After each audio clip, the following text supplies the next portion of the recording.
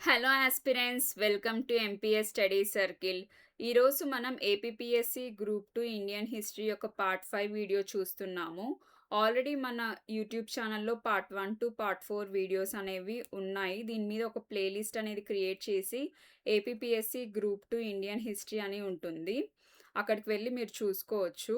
చాలామంది వీడియోస్ చూస్తున్నారు కానీ సబ్స్క్రైబ్ చేసుకోవట్లేదు. సబ్స్క్రైబ్ చేసుకుంటే మీకు కన్సిస్టెన్సీ అనేది మెయింటైన్ అయితుంది. దాని ద్వారా మీరు రోజు కొత్తవి నేర్చుకుంటూ, చదువుకుంటూ ప్రీవియస్ ఇయర్స్ క్వెషన్స్ అనేవి మనము కాన్సంట్రేట్ చేస్తే, మనము ఎగ్జామినర్ పాయింట్ ఆఫ్ వ్యూలో ఆలోచించడం స్టార్ట్ చేస్తాము. దాని ద్వారా మీకు ఏం చదవాలి, ఏం చదవద్దు అని కూడా అర్థమైతుంది. సో, నెగ్లెక్ట్ చేయకుండా ఈ వీడియోస్‌ని ఖచ్చితంగా చూడండి. మీకు చాలా యూజ్‌ఫుల్ అయితుంది. స్కిప్ చేయకండి. ఫుల్ వీడియోస్ చూడండి. నెక్స్ట్ ఇంకా క్వెషన్స్‌లోకెళ్ళిపోదాం. ఆల్రెడీ ఫస్ట్ టు 1-20 క్వెషన్స్ అనేవి ఇంతకుముందు పార్ట్స్‌లో ఎక్స్‌ప్లెయిన్ చేసేసుకున్నాము. సో, ఈరోజు మనము 21-25 21-25 క్వెషన్స్ అనేవి డిస్కస్ చేసుకుంటాము. ఒకవేళ ఆ క్వెషన్స్ కూడా చూడాలనుకుంటే ఆ పార్ట్స్‌లోకెళ్ళి చూడండి. ఈ క్వెషన్స్ అనేవి నేను ఏపీపీఎస్‌సి కండక్ట్ చేసిన ప్రిలిమ్స్ 2024లో కండక్ట్ చేసిన ప్రిలిమ్స్ గ్రూప్ 2 ప్రిలిమ్స్ నుంచి ఈ క్వెషన్స్‌ని నేను తీసుకున్నాను. 21st question.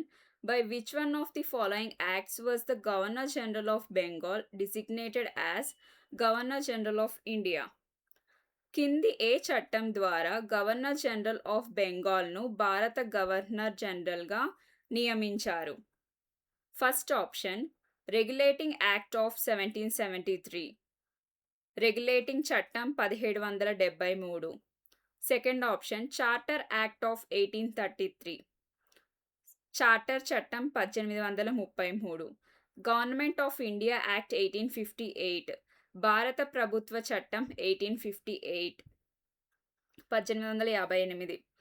Government of India act 1935, భారత ప్రభుత్వ చట్టం 1935. ఇందులో రెక్టాంగిల్ షేప్‌లో ఉండేవి answers. So, charter act of 1833 ద్వారా మనకి గవర్నర్ జనరల్ ఆఫ్ బెంగాల్‌ని కాస్త గవర్నర్ జనరల్ ఆఫ్ ఇండియాగా మార్చారు. మనకి చూసినట్లయితే రెగ్యులేటింగ్ యాక్ట్ ఆఫ్ 1717 తోటి మనకి గవర్నర్ జనరల్ ఆఫ్ బెంగాల్‌గా స్టార్ట్ చేశారు. దాని తర్వాత 18 గవర్నమెంట్ ఆఫ్ ఇండియా యాక్ట్ 1858 అక్కడి నుంచి మనకి క్రౌన్స్ రూల్ అనేది స్టార్ట్ అయింది.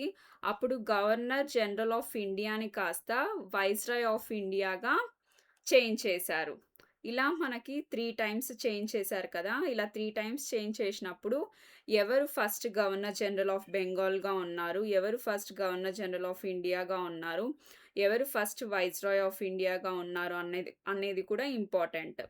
అందుకోసం ఇక్కడ ఫస్ట్ గవర్నర్ జనరల్ ఆఫ్ ఇండియాగా మనకి లార్డ్ విలియం బెంటిక్ అనే అతను ఉన్నాడు. Next first governor general of బెంగాల్‌గా Warren Hastings. First viceroy of India is Lord Cannings. Next question. 22nd question. During India's colonial period, the downward filtration theory was related to భారతదేశం యొక్క వలస రాజ్యాల కాలంలో క్రిందికి వడపోత సిద్ధాంతం దేనికి సంబంధించినది? ఆప్షన్స్ చూద్దాం. ఆప్షన్ 1 రైల్వేలు, ఆప్షన్ 2 ఎడ్యుకేషన్ విద్య, ఆప్షన్ 3 ఇరిగేషన్ నీటిపారుదల, ఆప్షన్ 4 పావర్టీ ఎలివియేషన్ పేదరిక నిర్మూలన. ఇందులో కరెక్ట్ ఆన్సర్ వచ్చేసి ఎడ్యుకేషన్. డౌన్వర్డ్ ఫిల్ట్రేషన్ థియరీ అనేది ఎడ్యుకేషన్‌కి రిలేటెడ్ అయిండేది. నెక్స్ట్ క్వెషన్ చూద్దాం. Who said that a single shelf of a good European library was worth the whole native literature of India and Arabia? ఒక మంచి European library యొక్క single shelf భారతదేశం మరియు అరేబియాలలోని మొత్తం స్థానిక సాహిత్యాన్ని కంటే విలువైనది అని ఎవరు చెప్పారు? ఇక్కడ ఈ స్టేట్మెంట్ అనేది ఎవరు చెప్పారు అనంటే మెకాలీ. మెకాలీ అనే అతను ఈ స్టేట్మెంట్ చెప్పాడు. Thomas Babington Macaulay. ఇక్కడ ఆప్షన్స్ చూసినట్లయితే మనకి విలియం జోన్స్ అనే అతను మన ఇండియన్ లిటరేచర్‌కి గాని, మన ఇండియన్ ఎడ్యుకేషన్‌కి గాని, ట్రెడిషనల్ మెథడ్స్‌కి గాని సపోర్ట్ చేసే అతను. ఈవెన్ హెన్రీ కోల్‌బ్రూక్ కూడా మన ఇండియన్ ఎడ్యుకేషన్‌ని సపోర్ట్ చేస్తాడు. జేమ్స్ మిల్ అనే అతను he used to oppose our Indian culture and Indian literature and all. Next question. Which of the following is not correctly matched? కింది వాటిలో ఏది సరిగ్గా సరిపోలలేదు? ఆర్గనైజేషన్, పర్సన్, సంస్థ, వ్యక్తి.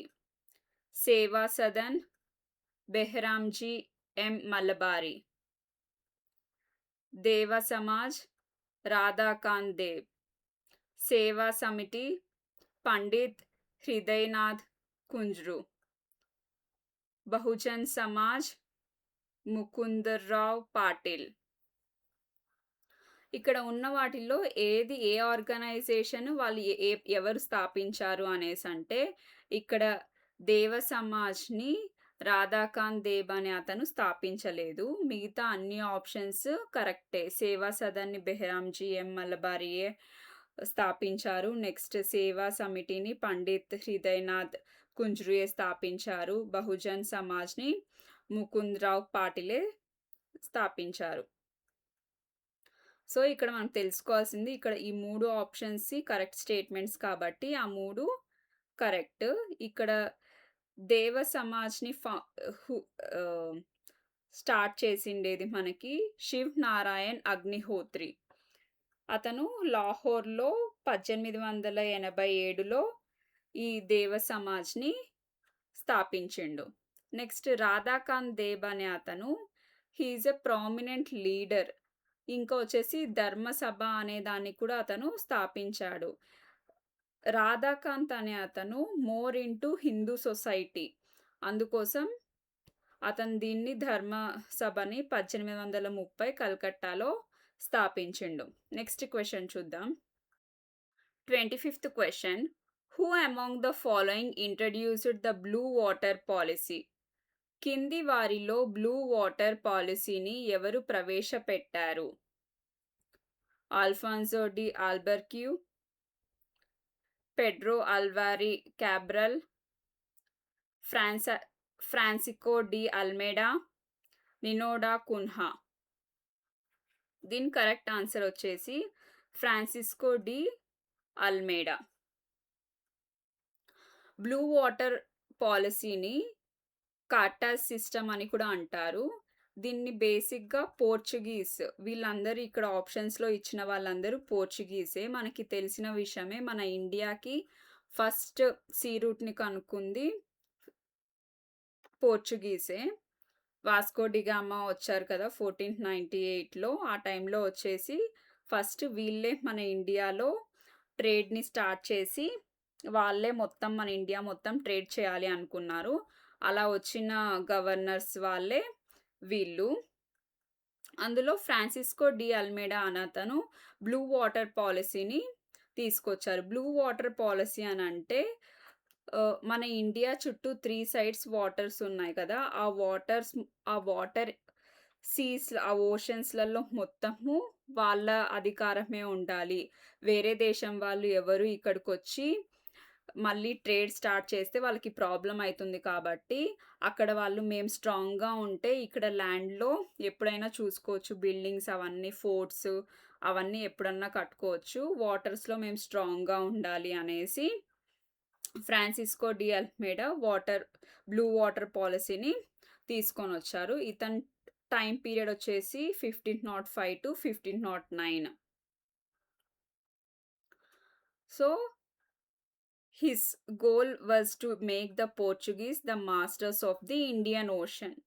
సో, మాస్టర్స్ ఆఫ్ ది వాళ్ళే అధికారం చెలాయించాలి అనుకున్నారు.